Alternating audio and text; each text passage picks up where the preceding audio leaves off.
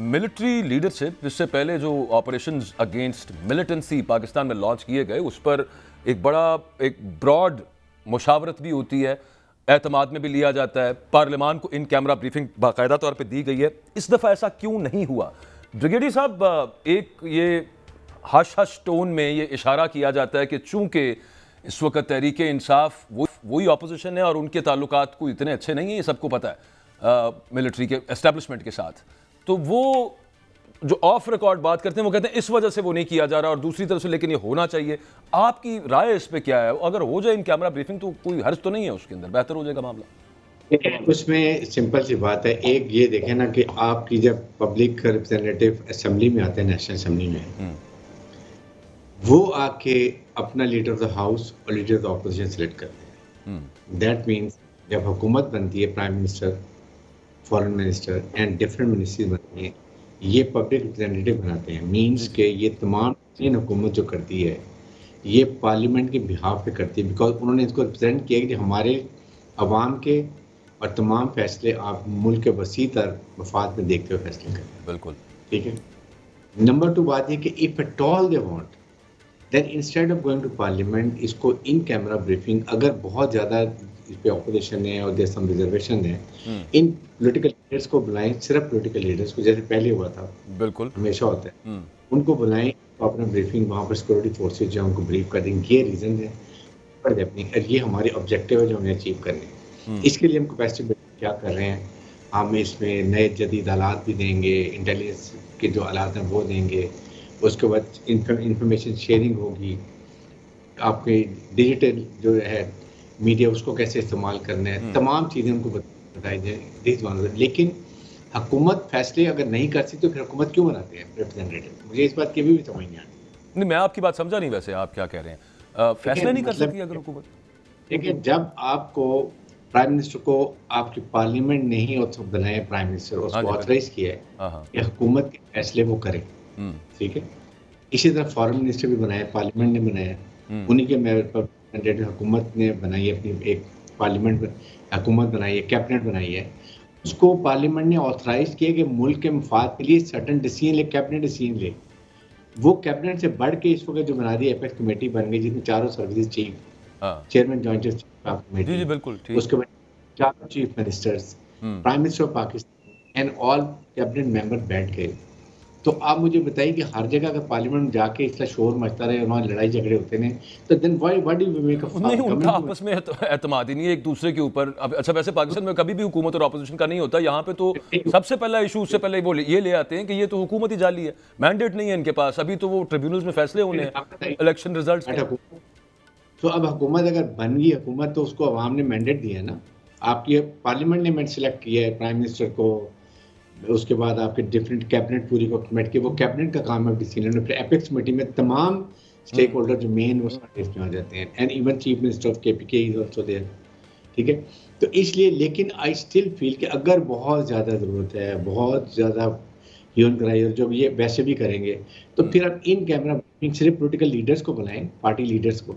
और अच्छा, आपको सर क्या लगता है, अभी जो शौकत साहब बात कर रहे थे, बिल्कुल दुरुस्त बात है, मतलब अगर तो सिर्फ आईबीओज तक इंटेलिजेंस बेस्ड ऑपरेशंस हों, सर्जिकल ऑपरेशंस हों, तो वहां तक तो ठीक है। अगर पूरा एरिया कोई ऐसा सूरत हाल है इस वक्त दोबारा पाकिस्तान में, एवैक्यूएट करना पड़ेगा एक बड़ी आबादी को, और देखें जी ऐसी बात नहीं है, ये जो अज़्म इस्तेहकाम है, it is not like that. ये बेसिकली आपने ऑपरेशन को बढ़ाना है, साथ कैपेसिटी बिल्डिंग बढ़ानी, जो हमने बात की थी, फॉरेंसिक भी होंगी, गाड़ियों की रजिस्ट्रेशन भी होगी, वो भी चेकिंग होगी, हर चीज़ को चेक किया जाएगा। देखिए, जो एक बड़ी ख़ास इसमें एपेक्स में बात की थी, वो ये की थी कि लड़ाई जो है ना वो फौज करती है, जी जी, लेकिन जंग जो है ना वो पूरी कौम करती है, और इसके लिए everybody has to be together. बिल्कुल। इस ऐसे के ऊपर जब 156 हमारे जवान वो बच्चे शहीद हुए थे, तो उस वक्त भी ये ऑल पार्टी कॉन्फ्रेंस हुई थी, और उसमें ये फैसला हो गया था, उसके बाद कहीं नहीं गए थे। जस prime minister of Pakistan can still आज इस एक बहुत बेस्ट मौका इनके पास कि वो इसी नेशनल डायलॉग। अच्छा, मैं before I go to Shaukat sahab again, brigadier साहब, कोई एक पाकिस्तान में तो चलें, यहाँ पे हमारे यहाँ पे जो मिलिटेंट अटैक्स स्पोरेडिकली हो रहे हैं, कोई इधर हो गया उधर हो गया, और फिर कुछ सेफ हेवन्स होंगी, कोई स्लीपर सेल्स होंगे, वो मामला अपनी जगह पे। वो अफगानिस्तान में भी कोई मामला है कि आईएस के खिलाफ एक और बड़ी जंग चलने लगी है वहाँ पे, और Pakistan can be a part of it. ये पिछले दिनों एक बड़ी इंपॉर्टेंट ब्रीफिंग हुई है, उसमें ये बताया गया। देखिए, it is not that basically everybody is making Afghan intern government को रियलाइजेशन करा रहे हैं कि पाकिस्तान ने भी 12 ये बात उनसे की है कि जी हमने आपसे क्या डिमांड की है। ओनली वन थिंग, आपने दोहा एग्रीमेंट में कमिटमेंट किया था इंटरनेशनल कम्युनिटी से कि हमारी सरजमीन किसी टेररिस्ट ऑर्गेनाइजेशन को अलाउ नहीं होगी कि वो नेबरिंग कंट्रीज में जाके ऑपरेशन करे। ठीक है, दे हैव नॉट फुलफिलिंग एक कमिटमेंट है। हमने उनके लिए क्या कुछ करते हैं, हम अफगान ट्रांजिट, फर्टिलाइजर, चीनी, आटा एंड $4-5 बिलियन का हम और ये एक्सपोर्ट को नुकसान करते हैं जस्ट बिकॉज ऑफ दोनों तरफ हमारे पश्तून भाई हैं। हमारी उनसे बहुत कल्चरल रिलीजियस ट्रेडिशन है, हमने बहुत एक दूसरे को सपोर्ट किया है। वी थॉट कि इनके आने से हालात बहुत बेहतर होंगे और यहाँ पर इंडिया का इन्फ्लुएंस खत्म हो जाएगा, दूसरी दहशतगर्दों खत्म हो जाएगा। They have not done it. तो अल्टीमेटली ये फिर और आपके सामने वो तो है। मैं तो आईएस के खिलाफ वहाँ पे जैसे खुरासान और बहुत सारा एरिया जो है वो उनके अपने उसमें इन्फ्लुएंस में, जिससे वेस्ट को अभी भी खतरा है, और वो दोबारा एक जैसे पहले जंग हुई थी उस तरह की कुछ स्टार्ट होने का इंडिया अभी तक नहीं है। लेकिन तालिबान को रियलाइज करना चाहिए कि ये इनको कंट्रोल करने की जरूरत है। अफगान जब अमेरिकन गए हैं वेपन एमिशन छोड़ के, ठीक, इनकी प्राइम रिस्पॉन्सिबिलिटी थी कि सबसे पहले उस वेपन एमिशन को अपना कंट्रोल करते ताकि ये वेपन वो तो सर हाँ वो नहीं मान रहे, वो एक और मैटर रहेगा। मैं जरा शौकत सही साहब से एक चीज़ क्लियर करना चाह रहा था, इफ़ यू अलाउ मी, मैं उनको शामिल गुफ्तगू रखूँ कि वो गंडापुर साहब को जो वहाँ पे ब्रीफ किया क्या यूसुफ जई साहब, उन्होंने क्या बाकी लीडरशिप के साथ वो शेयर नहीं किया, या फिर वैसे ही एक डिमांड है कि पार्लियामान के साथ भी और आपके चुनिंदा जो लीडर्स हैं वहाँ पे उनको इन कैमरा ब्रीफ किया जाए? दोनों में से क्या सूरत है? देखिए, मेरे अली अमीन गंडापुर साहब के साथ अभी तक रब्ता नहीं हुआ है। अच्छा, वो शायद इस्लामाबाद में है और हो सकता है वो ब्रीफ कर दे, कोई सब वो नहीं है। मैं देखें ये जो बात है ना, ये हर कॉमन मैन के जहन के अंदर है। वो जो पीटीआई ने असेंबली के अंदर बात उठाई है तो वो एक आम आदमी की बात उठाई है। ठीक है, लोग ये पूछ रहे हैं कि जी ये कौन सा ऑपरेशन होगा, कैसे होगा, तो ये बात उठाई है। और मेरे ख्याल से बड़ी सिंपल सी बात है कि ब्रीफ जिस तरह ब्रिगेडियर साहब ने भी कहा, मैं इस बात से इत्तेफाक करता हूँ। देखें, सिक्योरिटी के मामलात हैं, हमें अगर खुलकर बात नहीं करनी है तो कम से कम जो पार्टी की लीडरशिप है आप उनको बिठा के बात कर सकते हैं, उनको बता सकते हैं कि जी ये ऑप्शन है। ठीक है, हो सकता है अली अमीन गंडापुर साहब खुद ही कर लें अपने पार्टी को, सही। लेकिन ये कि जब उन्होंने एग्री किया है, अली अमीन गंडापुर साहब ने एग्री किया है, तो डेफिनेटली हम पार्टी उसके साथ खड़ी होगी। तहफ़्फ़ुज़ात अपनी जगह, लेकिन जो फैसले हुए उस फैसलों पे ज़ाहिर है हम हमारे वज़ीर आला है, हम उसको ऑन करते हैं और उन्होंने जो फैसला किया है उस पे हम अमल करेंगे इंशाल्लाह। उनके साथ खड़ी होगी पूरे।